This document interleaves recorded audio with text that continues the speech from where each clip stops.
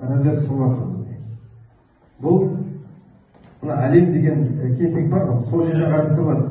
Одан жақын жасау үшін ол өте қаражат көп сұрапты. Сол себептен мына Бекқұл бабадан кейін жаңағы объект сервисалары барлығын пайдалану үшін сол жерден әлем деген кемпингтен бастау салып отыр. Бұл бұрылғаннан кейін әлем бар, қасында заправкалар бар, тағы да мына жерде ауыл енді Бекқұл бабадан келмейді ғой. Үлкейгеннен кейін бұл ауыл үлкейіп келе жатыр, екі жақ бетінен. Сол ауылдың басынан, ортасынан және аяғынан осындай заездер қарастырып отыр. Сол себептен қаладан келе жатқан кезде осыдан бұрылады да кейін қарай әлемге керек па, ауылдың мына шетіне кіре ма, или Бекқұл бабаға қарама, сондай бізде жобаны қарастырылған. Автобусты кіргізу үшін мен жыл 12 ай болды, мен әлі автобусты кіргізе алмай жүрмін.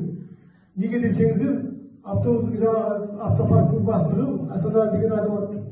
Сіздердің ауылдарыңыздың бағыттарына ешқандай автобус кірмейді, потому что жолдарыңыз өте нашар дейді.